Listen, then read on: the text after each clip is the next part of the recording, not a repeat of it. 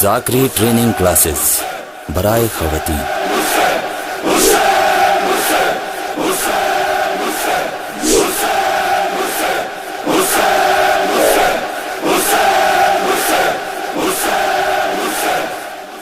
اعوذ باللہ من الشیطان الرجیم، بسم اللہ الرحمن الرحیم، الحمد للہ رب العالمین، خالق السماوات والارضین، باعث الانبیاء والمرسلین، ثم الصلاة والسلام علی رسولہ الکریم وعلی اہل بیتہ الطیبین الطاہرین المعصومین المظلومین المنتجبین، سیما بقیۃ اللہ فی الارضین، ولعنت الدائمۃ علی اعدائہم اجمعین من اول ظلمہم الی قیام یوم الدین۔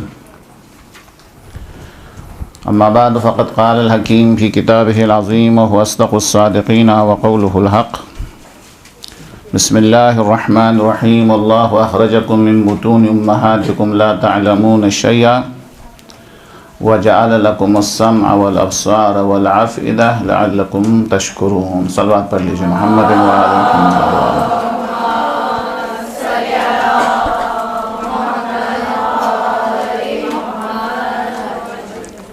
ہمارا آج کا جو درس ہے اس کا جو موضوع ہے وہ تو آپ کو پتہ ہے، کیا ہے ہمارا موضوع؟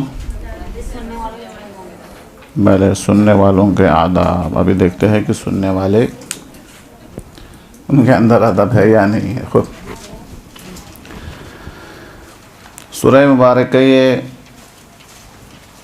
نحل کی آیت نمبر ہے 78، جس کی تلاوت کا شرف حاصل ہوا۔ ظاہری ترجمہ ہے، مفہومی ترجمہ واللہ اخرجکم من بطون امہاتکم، اللہ نے تمہیں شکم مادر سے باہر نکالا، لا تعلمون شیئا، تمہیں کچھ بھی پتہ نہیں تھا۔ پھر اللہ کا احسان یہ ہوا کہ وجعل لکم السمع، اللہ تبارک و تعالیٰ نے سننے کی طاقت دی، جو ہمارا موضوع ہے، والابصار، پھر دیکھنے کے لیے اللہ نے آنکھیں عطا کی، اللہ نے کان دیے تاکہ مواعظہ کو سن سکے، والابصار، اللہ نے آنکھیں دی تاکہ آیات الہی کو دیکھ سکے، والافئدہ، پھر اللہ نے انسان کو قلب سے بھی نوازا، دل بھی عطا فرمایا تاکہ عظمت کو درک کر سکے، لعلکم تشکرون، تاکہ تم اللہ کا شکریہ ادا کر سکے۔ پوری آیت دیکھنے کی ضرورت نہیں ہے، وہ دو بات میں آپ لکھ لیں، صرف حوالہ کافی۔ سورہ نحل آیت نمبر 78، دوسری آیت جو سب کو یاد ہے، وَإِذَا قُرِئَ الْقُرْآنُ فَاسْتَمِعُوا لَهُ، جب تمہارے سامنے قرآن پڑھا جائے تو غور سے سنو، وَأَنصِتُوا، خاموش ہو جاؤ، لَعَلَّكُمْ تُرْحَمُونَ، شاید تمہارے اوپر رحمت نازل ہو۔ یہ قرآن کی آیات کے حوالے سے کہ ان دونوں آیات کے اندر وہ بہت ساری آیتیں ہیں کہ اللہ تبارک و تعالیٰ نے سننے کو، اللہ تبارک و تعالیٰ نے نعمت کے طور پر اللہ نے عطا فرمایا ہے، ذکر فرمایا ہے۔ اور پھر اس کے بعد میں حدیث آپ کے سامنے سنانے سے پہلے قوت سماعت کے بارے میں آپ کے سامنے بیان کروں۔ ظاہر ہے کہ جب بچہ دنیا میں آتا ہے تو وہ کسی قسم کا علم لے کے نہیں آتا ہے، خالی النفس ہوتا ہے۔ اس کے بعد پھر وہ دیکھتا ہے اور سنتا ہے، اور دوسرے حواس خمسہ کے ذریعے اپنے اندر علم کو جمع کرنا شروع کرتا ہے۔ بالکل صحیح کہ اللہ تبارک و تعالیٰ نے ہمیں کان دیے ہیں تاکہ ہم سنیں اور اپنے علم میں اضافہ کریں، اور اللہ تبارک و تعالیٰ نے ہمیں آنکھیں دی ہے تاکہ ہم دیکھیں اور اپنے معلومات میں اضافہ کریں، اور دوسرے حواس خمسہ بھی ہے۔ اس میں سے جو باریک جو لفظ ہے جس کو بیان کرنا ضروری ہے کہ اللہ تبارک و تعالیٰ جس کی وجہ سے شاید یہ قوت سماعت کو خاص طور پر نعمت کے طور پر ذکر فرما رہا ہے، اگرچہ بولنے کی طاقت بھی عظیم ہے، لیکن یاد رکھیے کہ بول وہی سکتا ہے جس نے پہلے سنا ہوا سنا۔ پہلے بچہ جو ہے الفاظ کو سنتا ہے، سننے کے بعد وہ الفاظ کو ذہن کے اندر جمع کرتا ہے، جمع کرنے کے بعد وہ پریکٹس کرتا ہے، پھر بولنے کی طاقت اس کے اندر آ جاتی ہے۔ صحیح ہے یا غلط ہے؟ لہٰذا جو بچہ سن نہیں سکتا ہے وہ قیامت تک بول بھی نہیں سکتا ہے۔ اگر بولنے کی طاقت ہے تو یہ در حقیقت سننے کی وجہ سے ہے۔ لہٰذا علماء ادب نے کہا ہے، اور بہت اچھا کہا ہے، یہی ایک جملہ لے کے جائے تو میں سمجھتا ہوں کافی ہے، کہ سننا ہنر ہے، بولنا مجبوری ہے۔ اصلا یعنی سننا ہنر ہے، کیا مطلب؟ سننے سے علم میں اضافہ ہوتا ہے، بولنے سے علم میں اضافہ نہیں ہوتا ہے۔ یعنی بول کے کس کے علم میں اضافہ ہو سکتا ہے؟ قوت سماعت ہے، انسان اگر سنتا ہے تو ہنر میں، علم میں اضافہ ہوگا، لیکن اگر وہ بولتا ہے تو بولنے سے علم میں اضافہ نہیں ہوتا ہے۔ سننا ہنر ہے، بولنا مجبوری ہے۔ مجبوری کس معنی میں ہے؟ کہ وہ بولنے والا یہ سمجھتا ہے کہ طرف مقابل کو یہ اس چیز کا پتہ نہیں ہے، لہٰذا وہ مجبوراً بولتا ہے۔ لیکن جو سننا ہے، وہ سننا خود ایک ہنر ہے، سننے سے انسان کے علم میں اضافہ ہوتا ہے، اور اللہ بھی یہی چاہتا ہے کہ انسان زیادہ سے زیادہ سنے، زیادہ سے زیادہ دیکھیں۔ اس لیے اللہ نے سننے کے لیے 2 کان اور دیکھنے کے لیے 2 آنکھیں دی ہے، اور بولنے کے لیے 1 زبان دی ہے۔ درست ہے؟ کیونکہ مجبوری ہے، بولنا مجبوری ہے، ضرورت کے علاوہ اس کی ضرورت نہیں ہے، لہٰذا 1 زبان۔ لیکن اللہ تبارک و تعالیٰ نے 2 کان دیے ہیں تاکہ زیادہ سے زیادہ سنے، جتنا بولنا چاہتا ہے اس سے ڈبل سنے وہ، چونکہ سننا ہنر ہے، بولنا ہنر نہیں ہے۔ اصلا یہ سمع کے بارے میں تھا۔ آپ کو معلوم ہے کہ چوتھے امام زین العابدین صلوات اللہ وسلم علیہ، اللہم صلی علی محمد وعلی محمد،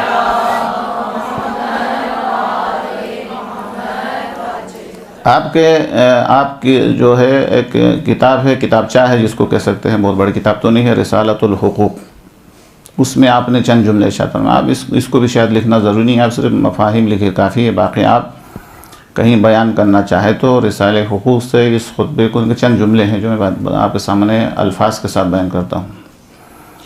وَأَمَّا حَقُّ السَّمْعِ، اللہ نے یہ سننے کی جو تمہیں طاقت دی ہے، اس کا حق تمہارے اوپر یہ ہے، فَتَنزِيهُهُ عَنْ سِمَاعِ الْغَيْبَةِ، اللہ نے سننے کے لیے جو کان دیے ہیں اس کا حق یہ ہے کہ اس سے غیبت نہ سنی جائے، اصلا کسی اور کی برائی نہ سنے۔ اللہ نے کسی کی برائی سننے کے لیے اللہ نے کان نہیں دیے ہیں، بلکہ اللہ تبارک و تعالیٰ نے علم و ہنر سیکھنے کے لیے، معلومات میں اضافہ کرنے کے لیے اللہ تبارک و تعالیٰ نے یہ نعمت دی ہے۔ اس کا شکر یہ ہے، اس کا حق یہ ہے کہ غیبت نہ سنے۔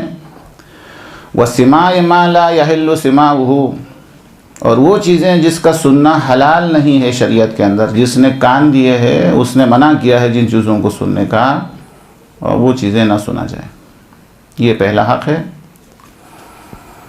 وَتَنزِيهُهُ أَن تَجْعَلَهُ طَرِيقًا إِلَىٰ قَلْبِكَ،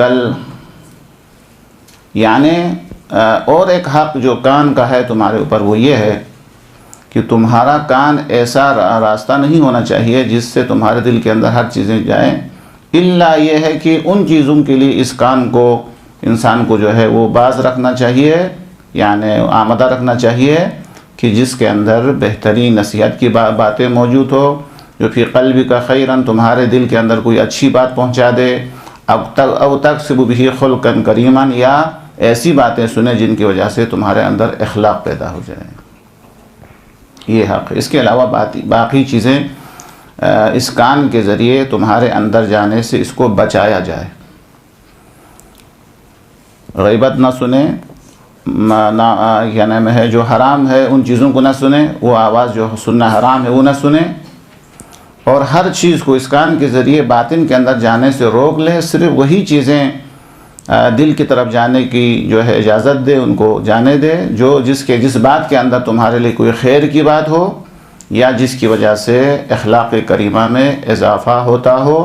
فَإِنَّهُ بَابُ الْكَلَامِ إِلَى الْقَلْبِ، چونکہ یہ جو 2 کان ہے یہ کلام کا دروازہ ہے، کہ کلام جو ہے اسی کان سے گزر کے تمہارے دل کے اندر پہنچ جاتا ہے، اور انہی الفاظ کے ذریعے معنی تمہارے اندر پہنچ جاتے ہیں، اس معنی کے اندر ہو سکتا ہے تمہارے لیے خیر ہو سکتا ہے تمہارے لیے شر ہو، ولا قوت الا باللہ ہو۔ یہ میں نے تبرکاً آپ کے سامنے آداب سے پہلے آپ کے سامنے ایک حدیث اور اس کے علاوہ جو ہے قرآن کریم کی 2 آیت کا جو ہے بیان کیا، اس کی تلاوت کا میں نے شرف حاصل کیا آپ کے سامنے۔ ایک بلند آواز سے ایک صلوات پڑھ لیجیے، محمد و علی محمد۔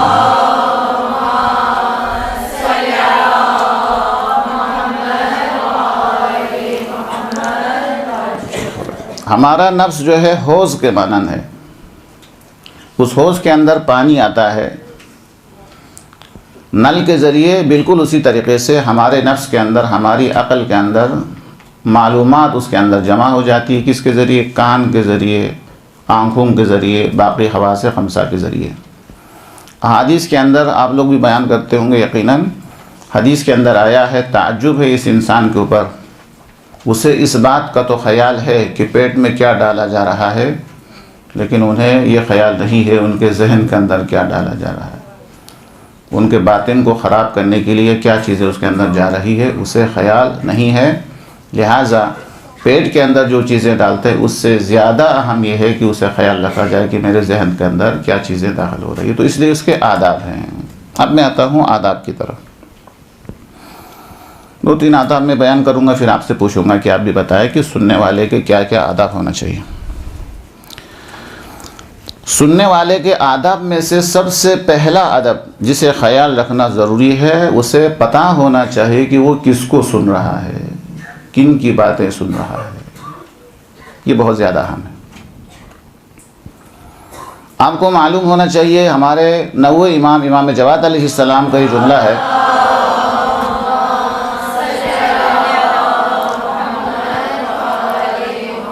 من اصغى الى متکلم فقط عبد۔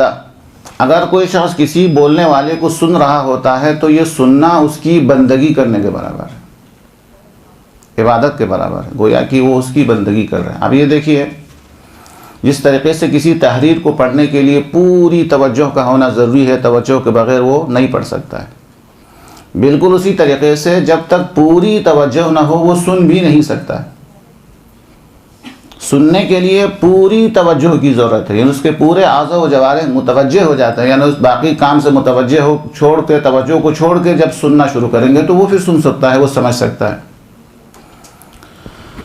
تو امام فرماتے ہیں کہ اگر کسی متکلم کو غور سے سنتا ہے، من اصغى الى متکلم فقط عبد، اگر کسی متکلم کو بات کرنے والے کو سن رہا ہے تو یہ سننے والے کی بندگی ہے، اس کی اطاعت کر رہے ہیں ہم۔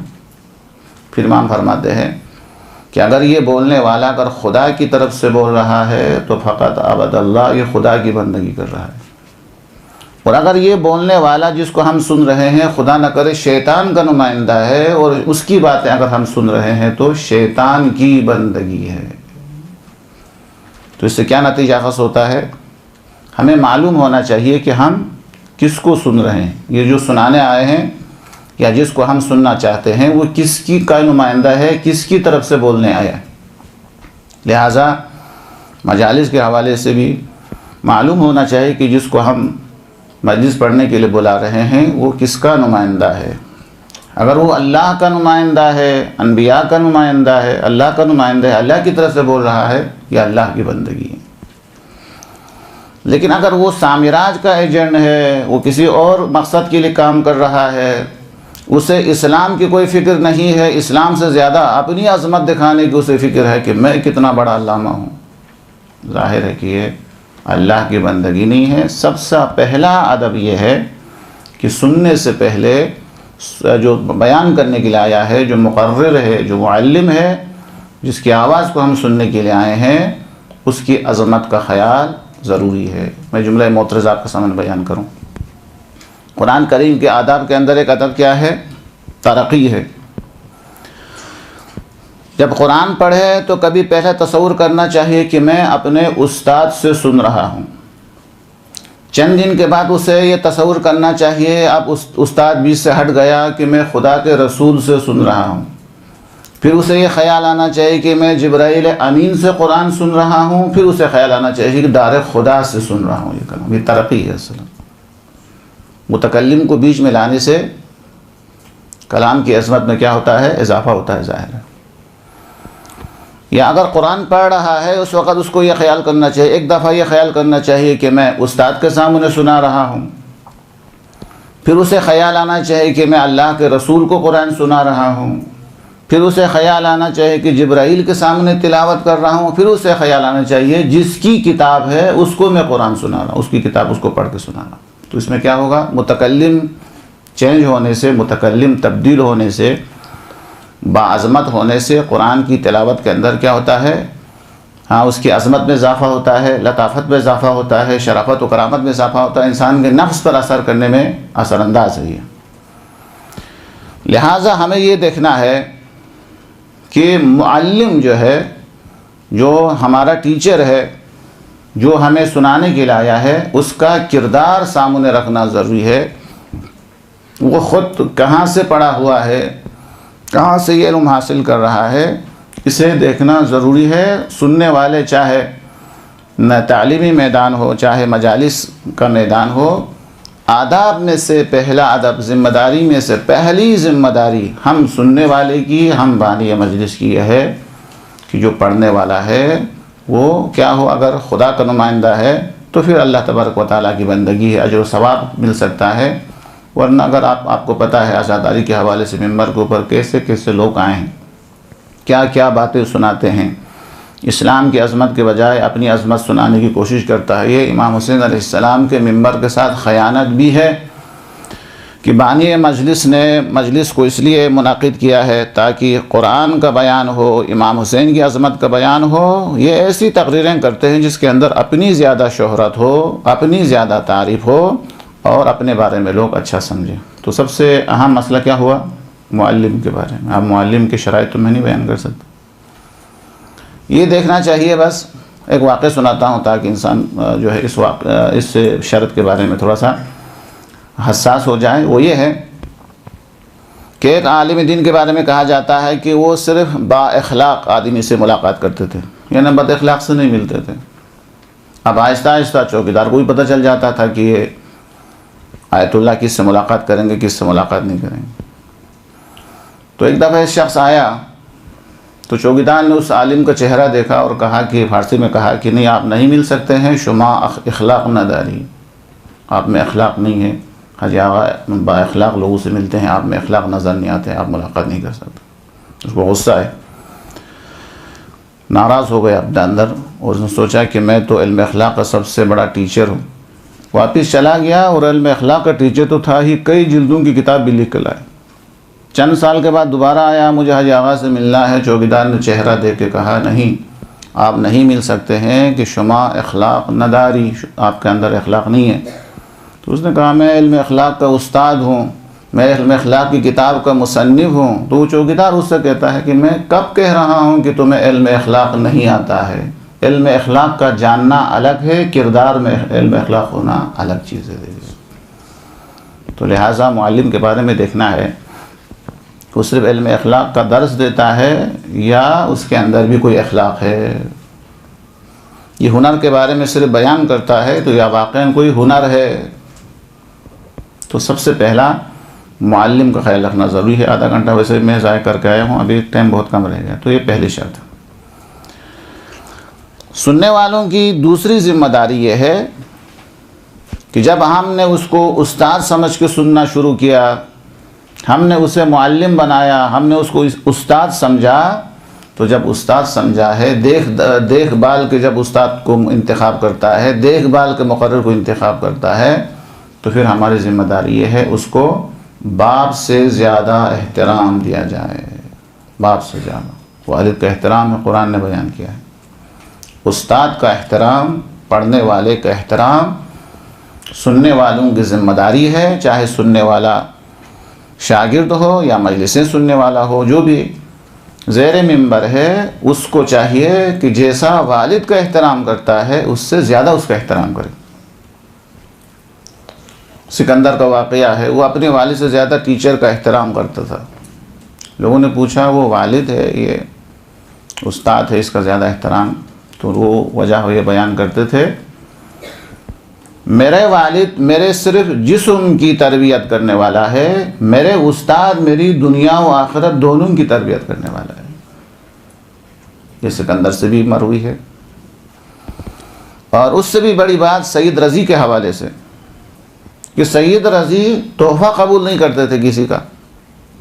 ایک دن ان کے استاد محترم نے ایک بہترین مکان بنا کے سید رضی کو دیا، کہا آپ جا کے وہاں جا کے رہائش اختیار کیجئے۔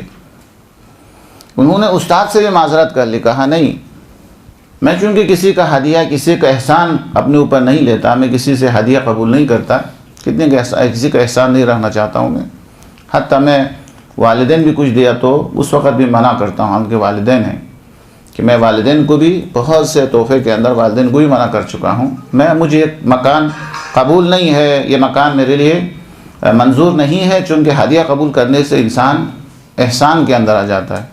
ظاہر ہے کہ احسان کرنے سے انسان کیا بنتا ہے؟ غلام بنتا ہے۔ مولا کا فرمان، تعجب ہے ان انسانوں پر جو پیسہ دے کر غلام کو آزاد کرتے ہیں۔ یہ لوگ غلام آزاد کرنے کے بجائے آزاد انسان پر احسان کر کے آزاد انسان کو اپنا غلام کیوں نہیں بناتے ہیں؟ اصل میں احسان کرنے سے کیا ہوتا ہے؟ غلام ہوتا ہے۔ تو شاید مثال کس پر ہے؟ باپ سے زیادہ استاد کا احترام ہے۔ تو سید رضی نے کہا کہ میں اپنے والدین سے تحفہ نہیں لیتا ہوں، تو کم سے کم میرے اوپر احسان ہو۔ تو سید رضی کے استاد نے سید رضی کو سمجھا دیا کہ تمہارے والدین سے میں استاد ہوں، میرا احترام زیادہ ہے، میرا احترام زیادہ ہے، میرا مقام ان سے زیادہ ہے احترام، چونکہ میں بھی تمہارا روحانی باپ ہوں اور تمہارے والد صرف تمہارے بدن کی تربیت کرنے والا ہے اور میں تمہارے دنیا و آخرت دونوں کی اصلاح کرنے والا ہے۔ ہم دنیاوی حوالے سے تم کامیاب رہو گے استاد کی وجہ سے، ہم آخرت کے اندر بھی سرخ رو اور کامیاب رہو گے۔ تو دوسری ذمہ داری زیادہ تبصرے کے بغیر یہ ہو گئی کہ اگر کسی کو ہم نے دیکھ بھال کر صحیح سمجھ کے کسی کو استاد بنایا ہے یا کسی کو معلم بنایا ہے یا اس کو ممبر پر بٹھایا ہے تو اس کا احترام والد سے زیادہ ہونا چاہیے۔ خوب کچھ چیزیں آپ بتائیں گے، ابھی میں ایک دو اور بتاؤں گا، آپ کو موقع دے رہا ہوں۔ آداب کے اندر یہ بیان کیا گیا ہے اور علماء نے بیان فرمایا ہے کہ آپ کو دیکھنا چاہیے کہ یہ جو آپ کا جو استاد ہے، جو آپ کو پڑھانے کے لیے آیا ہے یا درس دینے کے لیے آیا ہے یا جو معلم ہے، اسے دیکھنا چاہیے کہ یہ آدمی معلم جو بن کے آیا ہے کتابیں پڑھ کے استاد بنا ہے یا استاد کے پاس پڑھ کے استاد بنا ہے۔ ان دونوں میں فرق۔ صحافیون جسے کہتے ہیں، حدیث کے اندر بھی آیا ہے، پیغمبر فرماتے ہیں، میں حوالہ بھی دیتا ہوں، حدیث میں رسول کریم فرماتے ہیں وَإِيَّاكُمْ وَأَهْلَ الدَّفَاتِرِ وَلَا يَغُرَّنَّكُمْ صَحَفِيُّونَ، بہار نوار جلد نمبر 2 صفحہ نمبر 105، بہار جلد 2 اور صفحہ نمبر 105۔ پیغمبر فرماتے ہیں کہ اہل دفاتر، ان سے اپنے آپ کو بچاؤ، وَلَا يَغُرَّنَّكُمُ الصَّحَفِيُّونَ، جو صحیفہ پڑھ کے، جو صرف کتابیں پڑھ کے جو معلم بنا ہے اس سے اپنے آپ کو پرہیز کرو۔ وہ اگرچہ تمہیں فائدہ پہنچانے کی کوشش کرے گا لیکن چونکہ خود تجربہ کار استاد کے زیر سایہ نہیں رہا ہے، ان کی تحریر میں، ان کی گفتار کے اندر یقیناً ایسی باتیں آ جائے گی جو تمہارے لیے نقصان دہ ہیں۔ تو استاد سے پڑھنا ضروری ہے کہ وہ استاد جو ہے وہ اس سے حاصل کیا ہوا درس انسان کی طرح۔ یہ تقریباً میں نے 3 بتایا۔ چوتھا، استاد کے سامنے تواضع، استاد کا احترام، یہ دونوں بھی سننے والوں کی ذمہ داریوں میں شامل ہے۔ تواضع نہیں ہوگا تو ظاہر ہے کہ ان کی باتیں ہمارے دل پہ نہیں اترے گی۔ تواضع کے مقابلے میں کیا ہے؟ تکبر ہے۔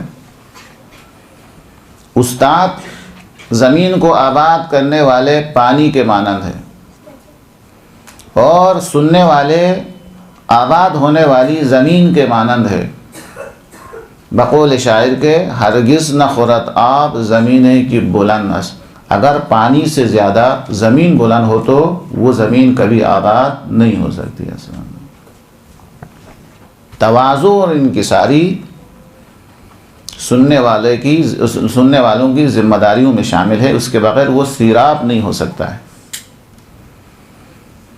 پانی جو انسان کو حیات دینے والا ہے، نباتات کو حیات دینے والا ہے، ہر جاندار کو حیات دینے والا ہے، وہ بلندی کی طرف نہیں جاتا ہے، طبیعتاً وہ نیچے کی طرف آتا ہے، بہتا ہے پانی۔ تو لہٰذا اگر سننے والا اپنے آپ کو بولنے والے سے بہتر سمجھتا ہے، اپنے آپ کو اس سے بڑا سمجھتا ہے، تو ظاہر ہے وہ معلم سے کچھ بھی نہیں حاصل کر سکتا ہے۔ اسی طریقے سے اگر اس کا احترام نہیں ہے استاد کا اس کے دل میں، تو بھی وہ کچھ حاصل نہیں کر سکتا ہے۔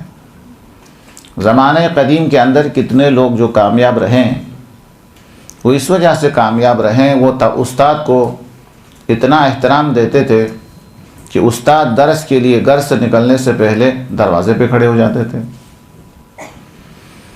اور استاد کے ساتھ ساتھ درس میں جاتے تھے، اور درس ختم ہونے کے بعد استاد کو گھر تک چھوڑنے کے لیے جاتے تھے، تواضع اور انکسار کے لیے۔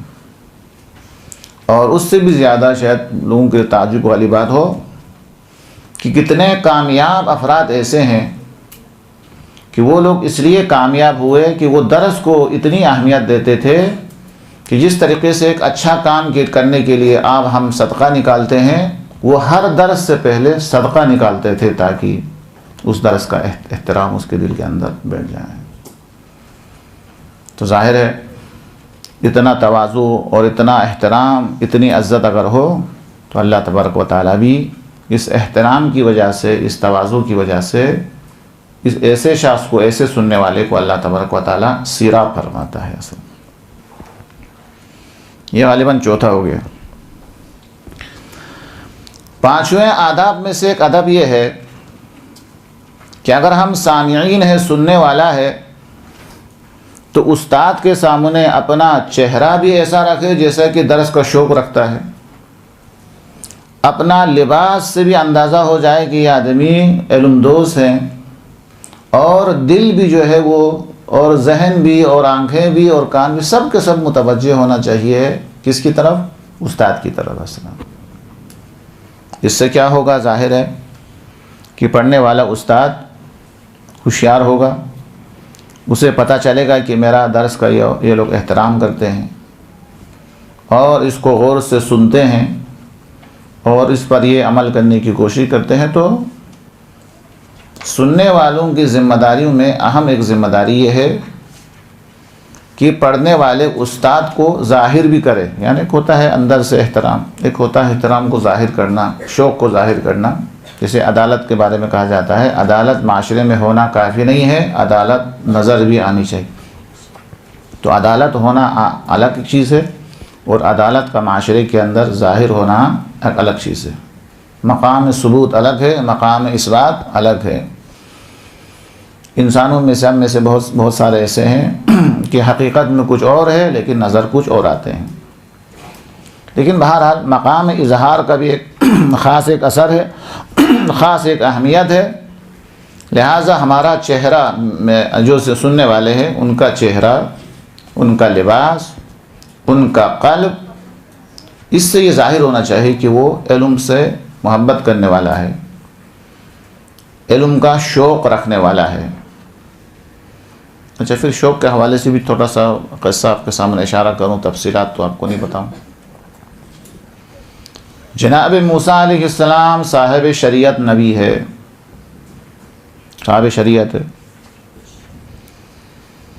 ایک دن آپ کے دل کے اندر ایک معمولی خیال آیا، زبان سے شاید نہیں فرمایا تھا، کہ مجھ سے بڑا عالم کون ہو سکتا ہے کہ اللہ تبارک و تعالیٰ مجھ سے ہم کلام ہوتا ہے۔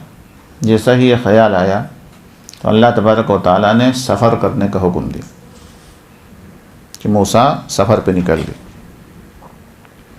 اس کے بعد ایک عبد صالح سے، جس کا حضرت خضر کہا گیا ہے، ان سے ملاقات ہوئی، اور حضرت موسیٰ علیہ السلام نے یہ خواہش ظاہر کی کہ میں آپ کے ساتھ ہو سکتا ہوں۔ تو حضرت خضر علیہ السلام نے ارشاد فرمایا، ایک شرط ہے، وہ شرط کیا ہے؟ کیا ہے بتائیں، آپ لوگ بھی کچھ بتائیں۔ سوال نہ کرنا، نہ پوچھنا، درست ہے؟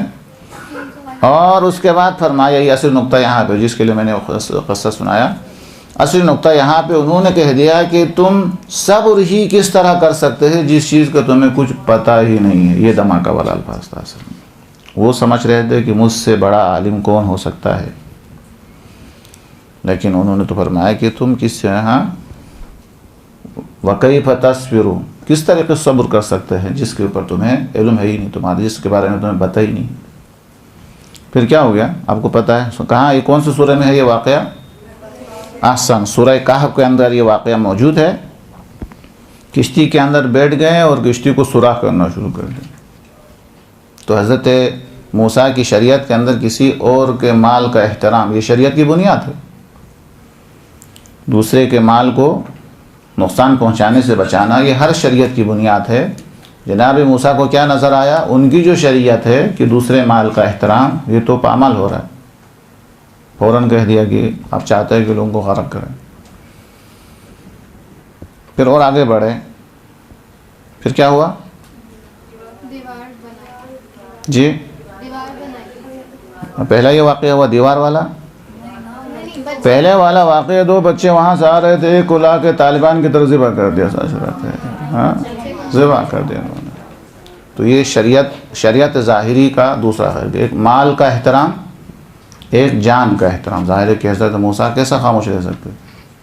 کہنا بے گناہ کسی کو مار دیا آپ نے۔ پھر تیسرا کیا ہوا؟ اس سے پہلے بھی مقدمہ ہے، دیوار کھڑے کرنے سے کوئی اعتراض نہیں ہوتا۔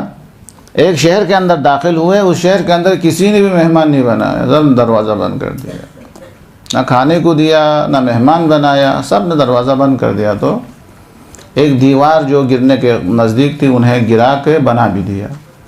تو وہاں تو اعتراض تو نہیں کیا، تو انہوں نے کہہ دیا کہ ہم چاہتے تو اس کی مزدوری لے سکتے تھے، اتنا ہی کہا تھا۔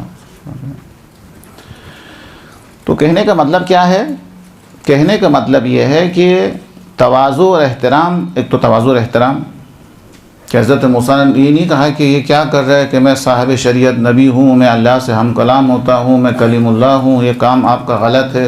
استاد سے لڑنے جھگڑنے کے بجائے خاموش رہے، حالانکہ استاد سے ٹھیک ٹھاک ڈانٹ رہے تھے ان کو، ہاں اس کے باوجود بھی حضرت موسیٰ خاموش رہے۔ اور اس کے بعد تعویلات حکم، تو اس کے بعد کیا ہے؟ شریعت کی دو قسم، ایک شریعت ظاہری، ایک شریعت باطنی۔ حضرت موسیٰ شریعت ظاہری کے ماہر ہے، لیکن حضرت خضر شریعت باطنی کو جانتے تھے، باطن کو اس سے آگاہی رکھتے تھے۔ یہ اس بات کی طرف اشارہ ہے کہ استاد، یہ بھی ایک ادب کی طرف ہے، ادب کی طرف اشارہ ہوتا ہے کہ معلم یا ٹیچر جتنا ڈانٹ دے یا سختی کرے یا اس کے اوپر جو ہے وہ مثال کے طور پر حتی ہاتھ بھی اٹھائے، تو سننے والے یا شاگرد یا سننے والوں کی ذمہ داری یہ ہے وہ اپنی مصلحت کے مطابق سمجھے، اس کے اندر بھی اپنا فائدہ خیال کریں۔ استاد اگر یہ بھی کہہ دے کہ تمہیں کچھ پتہ نہیں ہے، تو یہ اپنی بے احترامی سمجھنے کے بجائے وہ یہ سمجھے کہ یہ کامیابی کے لیے میرے لیے وسیلہ سمجھ کے استاد کی ان چیزوں کو غلط پر حمل کرنے کے بجائے اچھائی پر اسے حمل کرنا چاہیے۔ خلاصہ کلام، ذمہ داریوں میں سے ایک ذمہ داری جس کا خیال ہم شاید نہیں رکھتے خاص طور پر مجالس کے اندر، وہ یہ ہے کہ ظاہر ہے کہ ہر ایک کا کوئی رہنے کا کوئی مقام ہے۔ ایک تو ٹائم کا خیال رکھنا کہ پڑھنے اور پڑھانے کے لیے جو ٹائمنگ ہے اس کا بھی بہت خیال ہے۔ ظاہر ہے وہ اسکول جو صبح چلتی، وہ اسکول جو شام کو، اس میں آسمان زمین کا فرق ہے، کیونکہ صبح کا وقت اچھا ہوتا ہے، تو اس کا وقت کے اندر بھی وقت کا بھی بہت اثر ہے۔ پڑھنے اور پڑھانے مجالس کے ہر حوالے سے جگہ بھی فرق ہے کہ کہاں رکھے۔ اور جو لیکن آداب سامعین میں سے ایک جو ہے بہترین ادب جو ہے جس کا خیال رکھنا ضروری ہے، وہ یہ ہے کہ انسان یہ دیکھے کہ اس مجلس کے اندر مجھے کہاں بیٹھنا چاہیے، میرا مقام کہاں ہے۔ اگر ایک عالم ہے تو اس کی ایک جگہ ہے، اگر ایک جوان ہے اس کے لیے ایک جگہ ہے، اگر ایک بزرگ ہے تو مثال کے طور پر جو آرام سے نہیں بیٹھ سکتے ہیں اس کے لیے کرسی ہے یا دیوار ہے۔ یہ بھی اس سننے والوں کی ذمہ داریوں میں شامل ہے کہ وہ اپنی منزلت اور مقام کو دیکھ کر، اپنی حیثیت کو دیکھ کر وہ قیام کرے اور اپنے لیے بیٹھنے کی جگہ تلاش کریں۔ اب ظاہر ہے کہ جہاں ایک بہت بزرگ کو ہونا چاہیے ٹیک لگا کے بیٹھنا دیوار سے، اگر ایک جوان جا کے بیٹھ جائیں، یہ بھی سننے والوں کے آداب کے خلاف ہے۔ یا معذور افراد کے لیے کرسی ہے، وہ جا کے وہاں بیٹھ کے بیٹھ جائیں، یا مخصوص مہمانان خصوصی کے لیے کوئی جگہ ہے، یہ بھی میں بھی سننے والا ہوں کہ خود بھی جا کے وہاں بیٹھ جائیں، تو یہ ظاہر ہے کہ مقام و منزلت کے خلاف ہے۔ لہٰذا اتنی باریک چیزیں ہیں یہ کہ انسان کو چاہیے کہ وہ جہاں بیٹھے تو اپنی منزلت کا خیال رکھے، مجلس کے اندر اپنے مقام کا خیال رکھے، استاد سے اتنا دور بھی نہ ہو کہ دور سمجھا جائے، استاد سے اتنا قریب بھی نہ ہو کہ وہ بیان کرنا یا استاد اپنی توہین سمجھنے لگے۔ ہر چیز کے اندر اعتدال، عدل، خلاصہ کلام، یہ بھی ذمہ داری میں شامل ہے، شاید اس کو بیان کرنا آپ ضروری نہ سمجھیں۔ اور کیا ضروری ہے؟ چلو میں ایک اور بتاتا ہوں، اس کے بعد پھر آپ جو ہے وہ کچھ بیان کریں۔ ان شرائط میں سے، ان آداب میں سے جو سننے والے کے لیے ضروری ہے وہ یہ ہے کہ مجلس سنتے وقت یا درس کے اندر موجود ہو تو تسبیح سے کھیلنا، موبائل سے کھیلنا، یا دائیں بائیں دیکھتے رہنا، یا کسی اور سے باتیں کرنا، یہ تمام کے تمام چیزیں وہ ہے جو آداب مجلس کے بھی خلاف ہے، اور پڑھنے والے کو جب ان چیزوں کے بارے میں پتہ چل جاتا ہے تو اس کا شوق ختم ہوتا ہے، اس کا جو جذبہ ہے اس کے اندر کمی آ جاتی ہے۔ خلاصہ کلام سننے والے کے لیے ضروری ہے کہ وہ اب سنتے ہیں تو پوری توجہ کے ساتھ وہ سنیں، ایسی حرکت سرزد نہیں ہونی چاہیے جس سے استاد پڑھانے والے کی توجہ اس کی طرف چلی جائے، یا اس کے ساتھ میں جو آدمی بیٹھا ہوا ہے وہ اس کی طرف متوجہ ہونے لگے، یا پورے مجمع کو جو ہے، یا ایسی آوازیں نکالنا کہ جس سے استاد کے پڑھائی کے اندر، پڑھانے کے اندر دخل ہو، یا خواہ دائیں بائیں دیکھتے رہنا، یہ تمام کے تمام چیزیں وہ ہے جس کا مجلس کے اندر خیال رکھنا بہت بہت زیادہ ضروری ہے۔ اب خود اندازہ کیجئے کہ ابھی خاص طور پر مجالس کے حوالے سے اتنے انسان توجہ کا فاقد ہوتے ہیں۔ ایک عالم دین کا جملہ تھا، وہ مثال دے کر سمجھاتے ہیں، جس طریقے سے زمانے قدیم کے اندر وہ ایک انگریز کی ایک ٹوپی ہوتی تھی، وہ مجلس میں آتے وقت وہ گھر پہ رکھ کے آتے تھے، اسی طریقے سے بہت سارے مومنین جو ہے مجلس میں آتے وقت اپنی عقل کو گھر پہ چھوڑ کے آتے ہیں، بالکل جو بھی کہنا ہے وہ سننا ہے درست ہے، اور اس کے بعد کچھ کرنا نہیں۔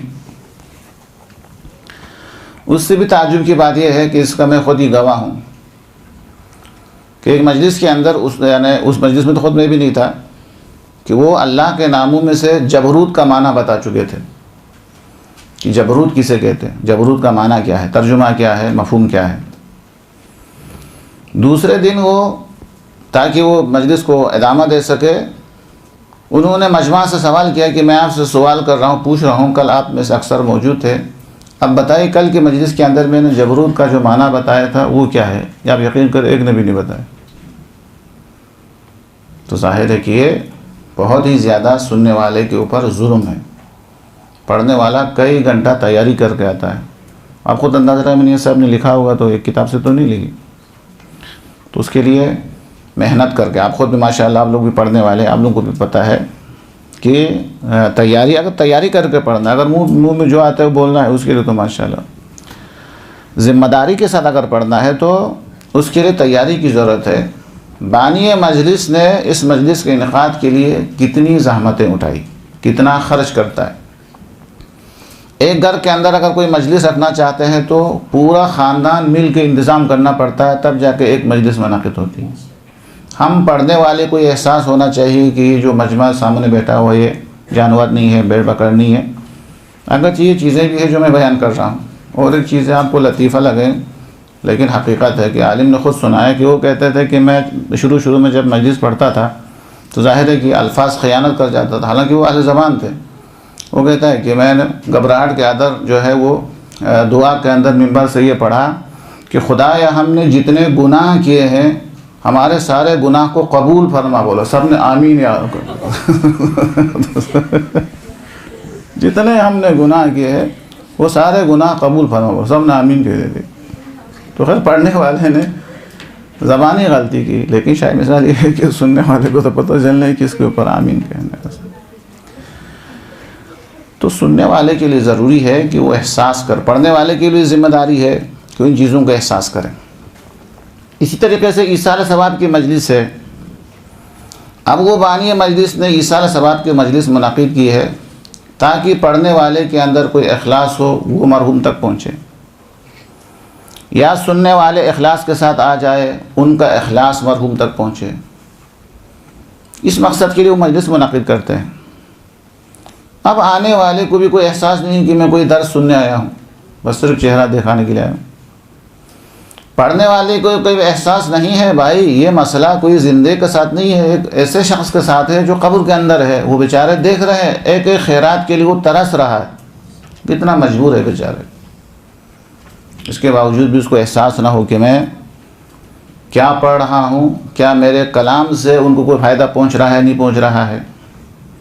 اسی طریقے سے سامعین کو بھی احساس نہ ہو، اس نے ایصال ثواب کے مجلس منعقد کی ہے تو اسی لیے ہے کہ مرحوم کو کوئی کچھ پہنچے۔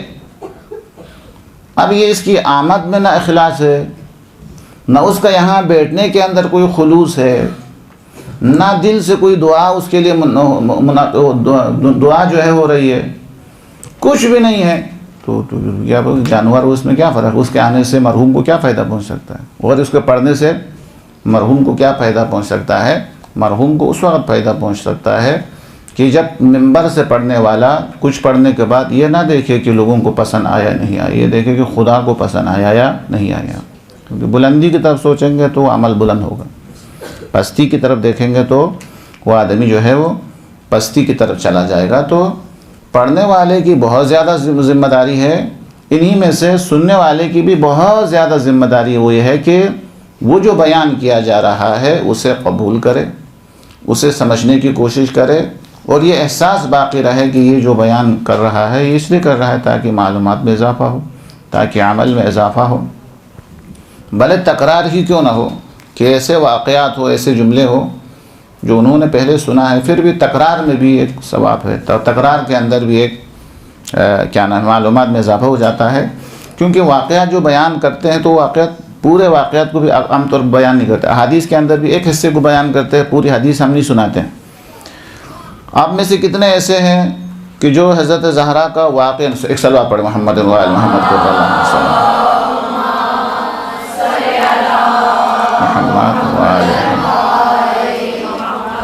یہ تو اب ممکن ہے کہ اس خطبے سے آپ نے ایک حصہ پڑھا ہوگا یا دو حصہ پڑھا ہوگا، لیکن اگر اس خطبے کو پورا پڑھیں تو پھر اس کے بعد پتہ چل جاتا ہے کہ اس کے اندر کیا ہے۔ اسی طریقے سے ابھی بی بی کے ایام ہے، ثانیہ زہرا کے خطبہ جو دربار میں ہے اور بازار کوفہ میں ہے، دربار یزید میں ہے، کتنے افراد ہیں کہ جو منبر کے اوپر سالوں سے مجلس پڑھ رہے ہیں، اس کے باوجود بھی اس نے خود مطالعہ کیا ہو پورے خطبے کا، یا اس منظر کا کہ اس منظر میں بی بی نے خطبہ دے دیا اصلاً۔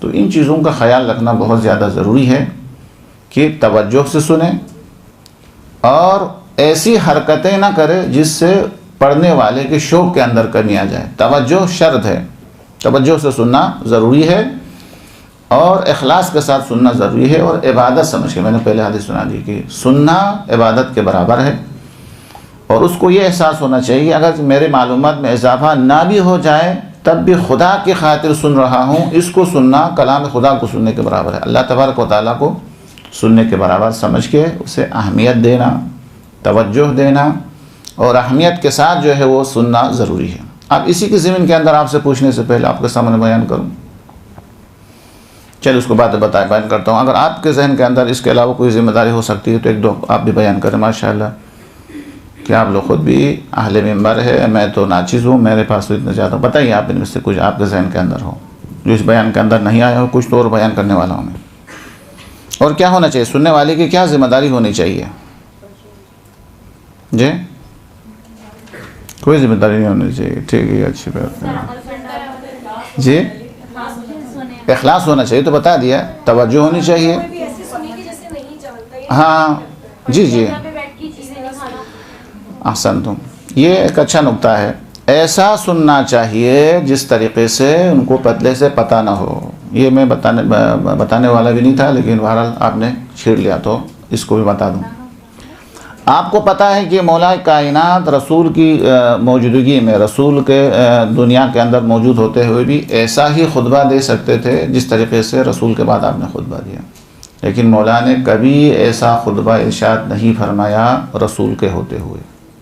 ایک پھر کیا ایسا بھی ہوا کہ اللہ کے رسول خطبہ دے رہے ہو، مولا کائنات اٹھ کے چلے گئے ہو کہ مجھے تو سب پتہ ہے، میں باب العلم ہوں، مجھے سب کچھ پتہ ہے، مجھے سننے کی کوئی ضرورت نہیں ہے؟ نہیں، سب کچھ پتہ تھا، اس کے باوجود بھی رسول کی بارگاہ میں اور رسول کے درس میں آپ موجود ہوتے تھے.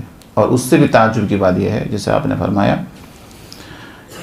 کہ اللہ کے رسول خطبہ دیتے تھے، علی کو پہلے سے سب کچھ معلوم تھا، اس کے باوجود بھی علی اس طریقے سے سر ہلاتے تھے جیسا کہ علی کو پتہ ہی نہ ہو، پہلی دفعہ پتہ چلے. اصل یہ کیا ہے؟ احترام. وہ احترام کے زمرے میں آتا ہے اصل میں، احترام معلم کا احترام ہے نا، اس طریقے سے پیش آنا جیسا کہ مجھے کچھ پہلے سے پتہ نہ ہو، یہ احترام ہے استاد میں شامل. یعنی معلوم ہونے کے باوجود بھی معلوم نہ ہونے کا درجہ دینا. اور اس سے بھی بڑی بات یہ ہے کہ اس طریقے سے سوال کرنا جیسا کہ خود کو کچھ پتہ نہ ہو. مولانا نے بڑے بڑے خطبے دیے، اور ان میں سے خطبہ منبر کے لیے بہت اچھا ہے، سارے خطبے اچھے ہیں، لیکن حالات حاضرہ کے لیے وہ ہے خطبہ نمبر 178 خطبہ نمبر 178 نہج البلاغہ کے اندر. وہ آج کے زمانے کے بارے میں آپ نے گفتگو فرمائی کہ لوگ کیا ہوں گے. فرماتے ہیں وَإِسْتِعْمَالِ صِغَارِكُمْ، ایک ایسا زمانہ آئے گا جس میں جو بزرگ ہے، جو تجربہ کار ہے، وہ پیچھے چلے جائیں گے، جو نا تجربہ کار ہے، جن کی عمریں ابھی مکمل نہیں ہے، جو بالغ و راشد نہیں ہے، وہ آگے آگے حکومت کریں گے. یہ ایک عجیب بات ہے ان لوگوں کے لیے. پھر فرماتے ہیں وہ زمانہ اتنا عجیب ہوگا، وَأَجْرُ الْمُعْطَى أَعْظَمُ مِنْ أَجْرِ الْمُعْطِي، ویسا شریعت کے اندر تو ثواب اس کو ملتا ہے جو دینے والا ہے، جس کا ہاتھ اوپر ہوتا ہے اس کو اجر ملتا ہے. وہ زمانہ اتنا خراب ہوگا کہ اللہ تبارک و تعالیٰ اس زمانے کے اندر دینے والے سے زیادہ لینے والے کو ثواب دے گا. دینے والے کو، عطا کرنے والے کو اتنا ثواب نہیں ملے گا جتنا لینے والے کو ملے. تفسیر ہے اس کی. پھر اس زمانے کے لوگوں کے لیے عجیب بات تھی. وہ کیا فرماتے ہیں وَيَحْلِفُونَ بِلَا حَاجَةٍ، اس زمانے کے اندر قسم کھانے کا حق ہونے کے باوجود بھی قسم نہیں کھاتے تھے خدا کو عظیم سمجھ کے. وہ زمانہ ایسا زمانہ آئے گا کہ قسم کھانے کی کوئی ضرورت نہیں ہے، ایڈوانس میں قسم کھاتے چلے ہیں. خام قسم اس نے بھی نہیں کہا ہے، وہ بھی نہیں چاہتے قسمیں کھائے. وَيَكْذِبُونَ بِلَا عُذْرٍ، ویسے تو عذر ہو تو بھی انسان کو جھوٹ نہیں بولنا چاہیے. وہ زمانہ ایسا خراب ہوگا کہ کوئی عذر نہیں ہے، کوئی ضرورت نہیں ہے، پھر بھی جھوٹ بولے جائیں گے اس میں. اچھا، وہ جو خطرناک جملہ ہے وہ یہاں ہے وَيَسْكُرُونَ بِلَا شَرَابٍ، اس زمانے کے لوگ شراب پیتے تھے تو مست ہو جاتا تھا، جب مست ہوتا تو سارے گناہ کر لیتے تھے. امام نے فرمایا وہ ایسا خطرناک زمانہ آئے گا کہ وہ شراب تو نہیں پئیں گے لیکن شرابی سے زیادہ مست ہوں گے. کہا وہ کس میں؟ بالنعمت والنعیم، عہدے کے اندر، نعمتوں کے اندر، دنیا کی نعمتوں کے اندر اس طریقے سے مست ہو جائیں گے جیسا شرابی مست نہیں ہوتا اتنا. شراب پینے والا شراب پینے کے چند گھنٹے کے بعد دوبارہ ہوش میں آ جاتا ہے، اور جو انسان اپنی نعمتوں کے اندر مست ہو جائے تو وہ ظاہر ہے کہ اس کی مستی کبھی ختم نہیں ہوتی ہے. تو عرض یہ کر رہا تھا کہ مولا کو یہ سب دیکھیں، اس زمانے کی باتیں تک پتہ ہے کہ یہ زمانہ جو ابھی اس زمانے میں ہے اس کے بارے میں بتانے والے علی جب رسول کے خطبے سنتے تھے ممبر سے تو اس طریقے سے ہلتے تھے جیسا پہلی دفعہ پتہ چلا ہو، بلکہ بعض مقامات پر جاننے کے باوجود سوال کرتے تھے، پوچھتے تھے کہ جب فرمایا یا علی اسی ماہ مبارک رمضان کے اندر، ماہ رمضان کا خطبہ جو استقبال، ماہ رمضان میں رسول کا خطبہ ہے کہ اس کے اندر جو ہے آپ کی جو ہے ریش مبارک کو آپ کے خون سے تر کیا جائے گا، کہ آپ کو شہید کیا جائے گا. تو آپ نے کیا فرمایا کہ یا رسول اللہ کیا اس وقت میں حق پر ہوگا، یا حالانکہ پتہ ہے حق پہ ہونے کے بارے میں، تو یہ میں حق پر ہوں یا نہیں رہوں گا یا نہیں رہوں گا، یہ سب کے سب سوالات ہیں. یہ سب کے سب احترام معلم میں ہے، ٹیچر کے احترام میں، کہ تاکہ لوگوں کو پتہ چلے کہ استاد کا کتنا احترام ہے. تجھے پتہ ہونے کے باوجود بھی کچھ سوالات کرے تاکہ استاد کا احترام ہو جائے. اپنے شوق کا پتہ چل جائے، اپنے ذوق کے بارے میں انسان کو اظہار کر سکے جیسے کہ. تو یہ بھی ضروری ہے انسان کے اندر کہ انسان جو ہے وہ متوجہ رہے. متوجہ ہونے کے علاوہ انسان جو ہے جاننے کے باوجود بھی اپنے آپ کو نہ جاننے کا درجہ دے دے اور اس کو سننا شروع کرے. ظاہر ہے کہ ہر آدمی سے جب سنتے ہیں تو معلومات میں اضافہ ہی ہوتا ہے. ٹھیک ہے، یہ بھی اچھا نقطہ تھا جو ذمہ داری میں شامل ہے. اور کیا ذمہ داری ہو سکتی ہے؟ جی ہاں، اس کے اندر آ گیا نا کہ بے جا حرکت نہ کرے، بےہودہ آوازیں نہ نکالے، دائیں بائیں نہ دیکھے، موبائل کے ساتھ نہ کھیلے، گیم وغیرہ کھیلے. اوپر سے ممبر سے مجلس پڑھ رہا ہے، وہ نیچے گیم کھیل رہا ہے. یہ نہیں ایسا ہونا چاہیے. ہاں، لباس کا بھی خیال رکھے کہ مجلس کے اندر ایک ایسا لباس پہن کے داخل ہوا کہ سب کی توجہ اس کی طرف چلی جائے. تو یہ سب آداب مجلس کے خلاف ہے. ذمہ داری میں شامل ہے کہ ان چیزوں کا انسان خیال رکھے اور پرہیزگاری اختیار کرے. اور کیا ہے؟ مجلس سننے کے بعد ذمہ داریوں میں شامل یہ ہے کہ پہلے عمل کرے، اس کے بعد والا خود ہی بیان کرے. بیان کرنے کے علاوہ، عمل کرنے کے علاوہ لوگوں کو بیان بھی کرے. ہاں جی ہاں، یہ آسان، یہ بھی وہ بہت اہم نکات میں سے ہیں کہ عمل کی کوشش کرے. وہ تمام باتیں اس صورت میں انسان کو ثمر ملتا ہے، فائدہ ہوتا ہے کہ جب انسان عمل کرتا ہے. جس طریقے سے اگر ڈاکٹر سے، طبیب سے، اور اگر ہم نسخہ لے کے لے آئیں اور وہ نسخے کو یاد کرے، زبانی یاد کرے، سمجھے اور دوائی کے بارے میں تحقیق، لیکن دوائی نہ کھائے تو ظاہر ہے کہ اس کا علاج نہیں ہوتا ہے. جی آسان. تو یہ ہے کہ اس کے لیے ضروری ہے کہ انسان ان آداب کا خیال رکھے اور عمل کرے. اور اس کے علاوہ جس کا بیان کرنا ضروری تھا اور آپ نے اشارہ بھی کیا، آداب میں سے ایک ادب ذمہ داریوں میں سے ایک ذمہ داری یہ ہے کہ جو چیزیں ہمیں پتہ ہے پہلے عمل کرے، پھر عمل کرنے کے علاوہ وہ عمل دوسروں تک پہنچا دے. اصلاً یہ ہماری ذمہ داریوں میں شامل ہے کہ غدیر کے میدان میں کیا فرمایا کہ جو حاضر ہے وہ غائب تک پہنچا دے، اپنے بعد آنے والی نسلوں تک پہنچا دے. پیغام ایک کے بعد دوسرے تک پہنچانا بھی ہماری ذمہ داری میں شامل ہے. سننے والے کی ذمہ داری یہ ہے، سب سے پہلے ذمہ داری کیا ہو گئی کہ وہ پہلے سنے توجہ سے. دوسرا مرحلہ کیا ہوا کہ اگر قرآن کی آیات وغیرہ ہے، اگر احادیث وغیرہ ہے تو اسے صحیح طریقے سے پوری طرح حفظ کرے، اس کو یاد رکھے. اور تیسرا مرحلہ یہ ہوا کہ عمل کرے. اور چوتھا مرحلہ یہ ہوا کہ وہ پیغام دوسروں تک پہنچا دے. اور اللہ تبارک و تعالیٰ نے استاد سے سنے ہوئے جملے کو دوسرے تک پہنچانے کے بارے میں تاکید کرتے ہوئے ارشاد فرمایا ہے کہ اگر کوئی شخص کسی کے لیے اچھا کام کے بارے میں بتا دے اور دوسرا آدمی اگر وہ عمل کرے تو جتنا عمل کرنے والے کو ثواب ملے گا، اتنا اس عمل کو دکھانے والے کو بھی اتنا ہی اجر اور ثواب اللہ تبارک و تعالیٰ عطا فرمائے گا. اتنا بہت ہے بہترین، آسانی سے حاصل کرنے والا ثواب اور اجر ہے. آپ نے کسی کو آمادہ کیا کہ آپ اس موضوع پہ کتاب لکھیں، اور آپ کے کہنے سے اس نے بہت بڑی کتاب لکھی. اب وہ کتاب لکھنے والے نے اتنی محنت کے بعد وہ ثواب لے لیا، اور آپ نے صرف مشورہ دینے کی وجہ سے وہ سارا ثواب آپ نے حاصل کر لیا. اس کے ثواب میں کمی کیے بغیر، ہاں نہیں تو اس کو حسرت نہ ہو جائے. اس کے ثواب میں کوئی کمی نہیں ہوتی، اتنا ہی برابر اللہ تبارک و تعالیٰ اس شخص کو بھی ثواب عطا فرماتا ہے. اسی طریقے سے اگر کسی جگہ کوئی اچھی بات یا کوئی قرآن کریم کا کوئی مطلب یا احادیث کا کوئی پیغام جب انسان کو مل جاتا ہے تو انسان کی ذمہ داری میں، سننے والے کی ذمہ داری میں یہ شامل ہے اس پیغام کو دوسروں تک بھی کیا کرے، پہنچا دے، دوسروں کو پہنچا دے، تاکہ دوسرے لوگ بھی اس سے استفادہ حاصل کرے، دوسرا بھی اس کے رہنمائی حاصل کرے. اور کیا ہونا چاہیے؟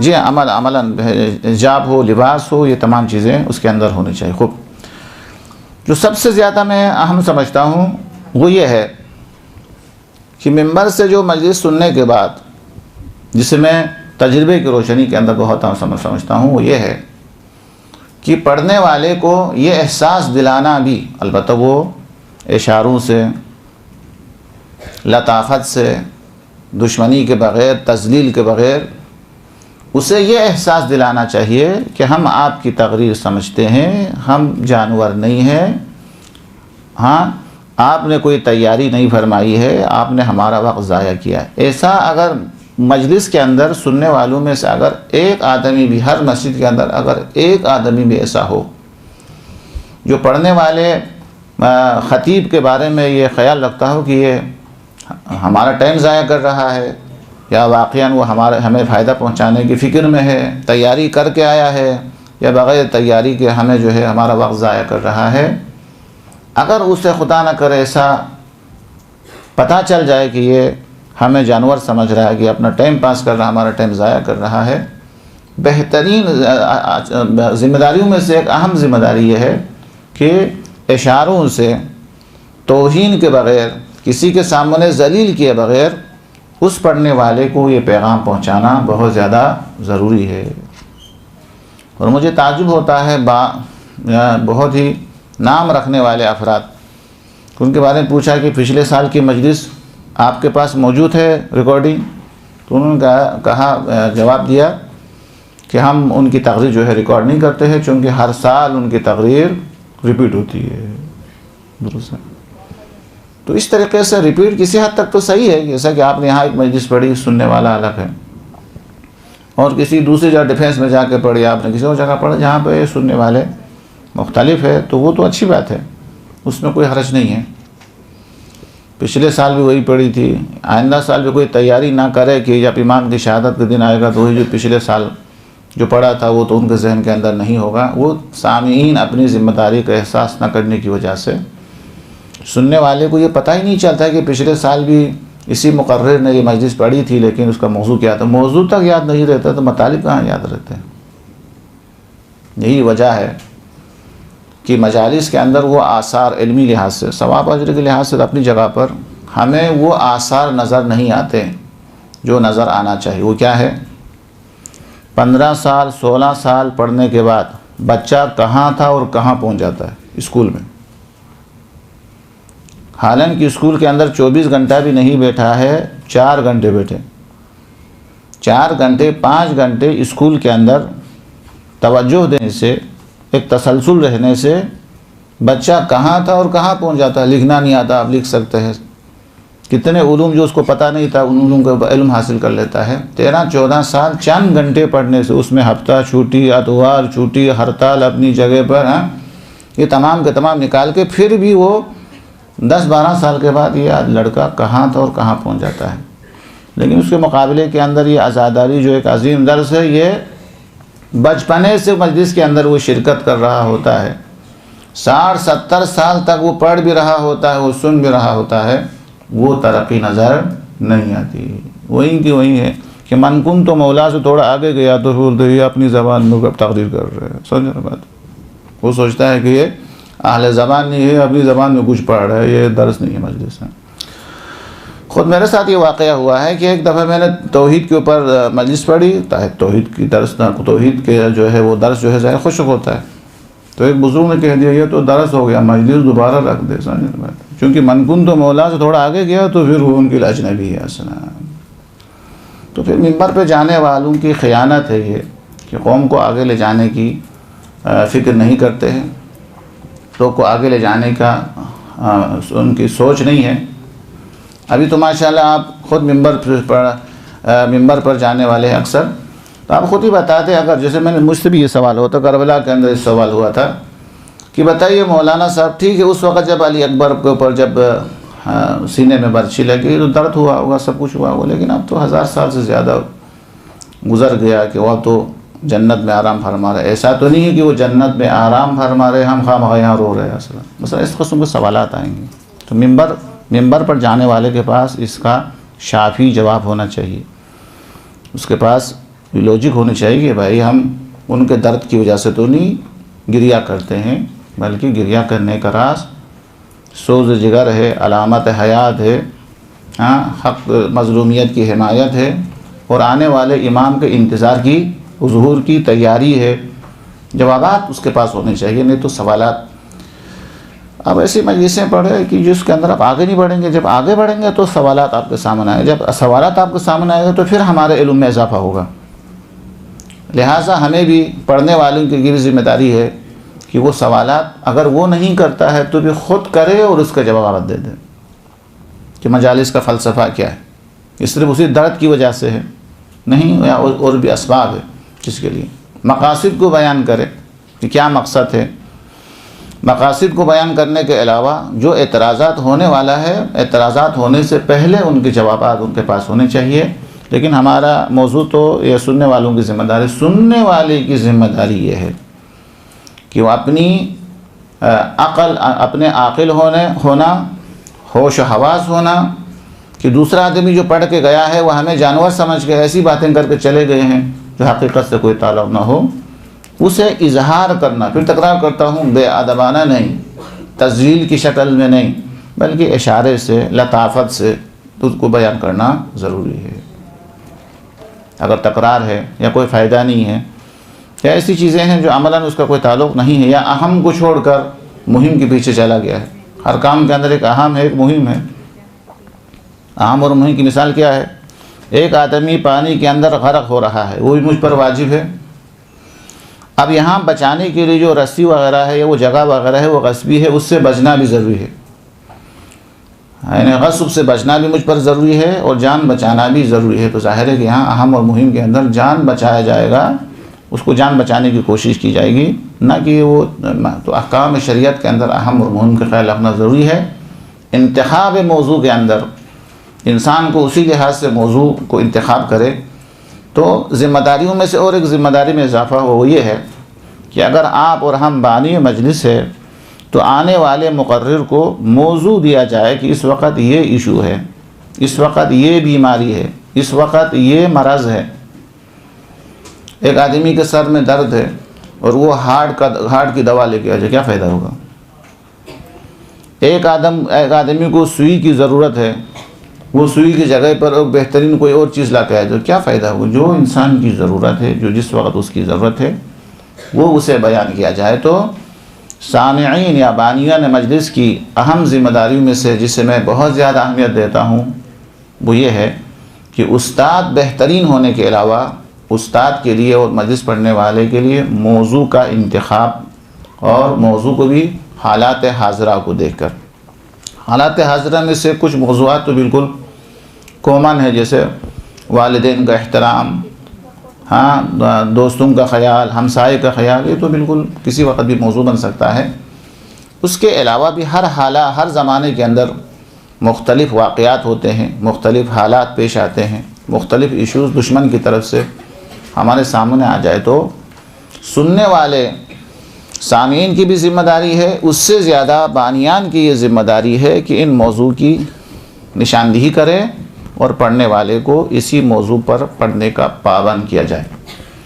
اور بالفرض اگر مجھ جیسا کوئی شخص جس کے پاس کوئی تیاری نہیں ہے یا علم نہیں ہے، مجھے موضوع بھی دیا گیا لیکن میں نے وقت کو ضائع کیا اور موضوع کے ساتھ وفا نہیں کیا، تو مجھ سے کہا جائے کہ ہم نے تو یہ موضوع دیا تھا اور یہ موضوع نے آپ نے صحیح طریقے سے بیان نہیں کیا۔ اور بھی ذمہ داریاں تو بہت ساری ہو سکتی ہے۔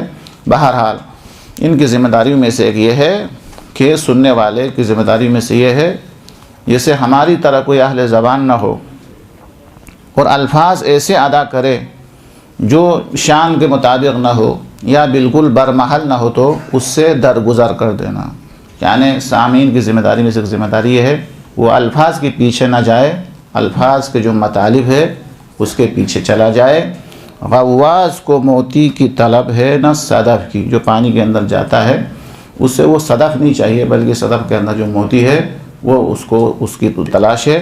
لہٰذا انسان کو بھی مجالس کے اندر بھی الفاظ کے اندر جو معانی ہے، جو مفاہیم ہے، اسے تلاش کرنا چاہیے۔